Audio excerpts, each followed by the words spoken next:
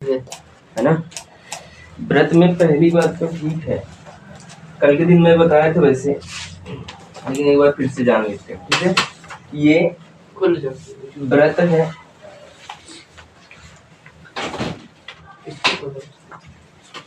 और व्रत में ये केंद्र, ठीक है, ये व्रत है और ये व्रत का केंद्र है। इससे बोल दिया जाता है AB, और AB क्या है? ये AB क्या है, कोई बताएगा? ABCD है मूर्ख, जीवा। AB जीवा है, यानी कि व्रत की परिधि पर दो बिंदु ले लिया जाए और उसे मिला दिया जाए। व्रत की परिधि पर दो बिंदु ले लिया जाए और उसे मिला दिया जाए, तो ये सीधी जो रेखा है उसी को हम जीवा बोलते हैं। तो व्रत की सबसे बड़ी जीवा, व्रत की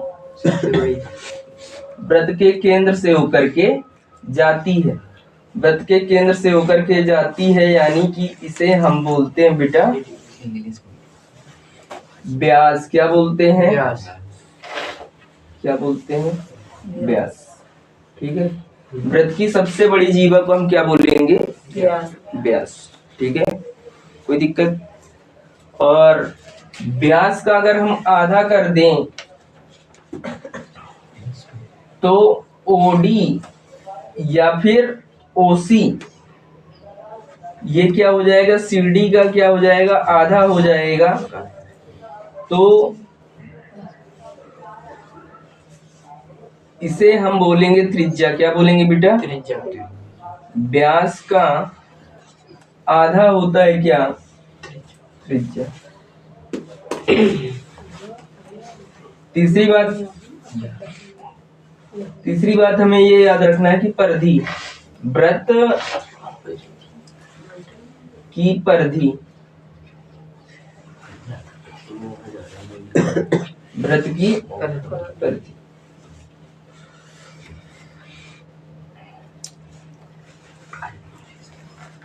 व्रत की परिधि,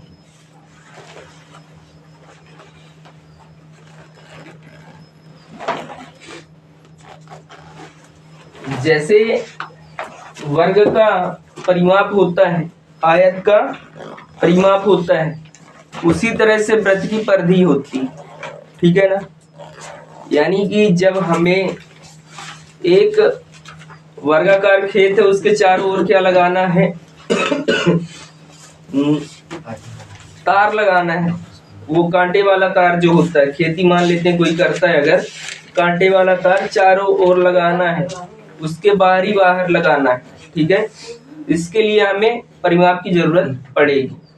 लेकिन अगर हम खेत में जुताई कराना चाहते हैं तो उसके पूरे के पूरे एरिया में, यानी कि पूरे के पूरे इस वाले भाग पे हम क्या करेंगे? जुताई कराएंगे।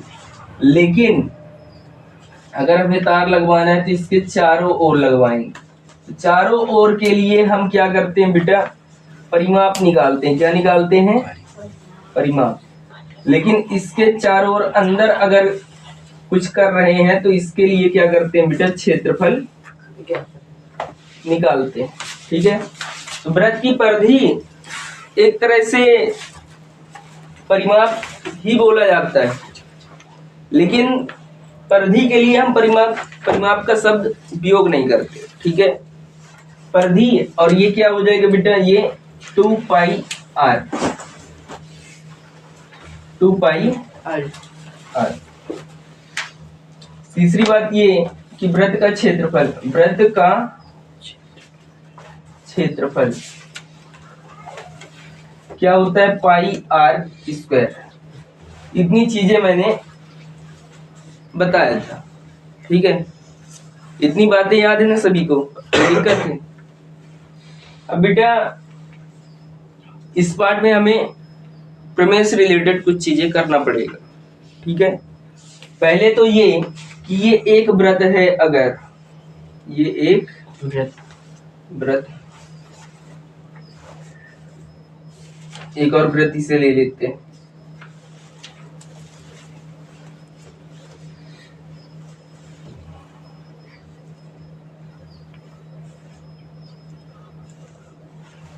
वृत्त में अगर ये देखा जाए तो ये छेदक रेखा है। क्या है ये?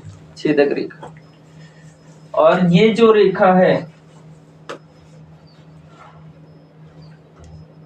ऐसा खींच देते हैं, इसे बोलते हैं प्रतिच्छेदी रेखा। यहाँ पर पी क्यू, सॉरी, और ये पी क्यू, ये छेदक रेखा है और ये प्रतिच्छेदी रेखा। प्रतिच्छेदी रेखा भी उसी को बोल देंगे। ये स्पर्श रेखा है। क्या है? स्पर्श रेखा, स्पर्श रेखा। और ये क्या है? छेदक रेखा है।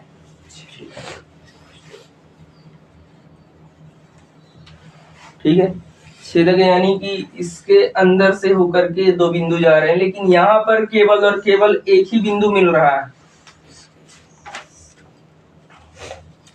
और एक बिंदु मिल रहा है। ठीक है, यानी कि केवल छू करके जाए। ठीक है, आप देखेंगे कि एक वृत्त है, एक वृत्त है और वृत्त में कोई बाह्य बिंदु, कोई बाह्य बिंदु है। ये केंद्र है, बाह्य बिंदु P है। तो P से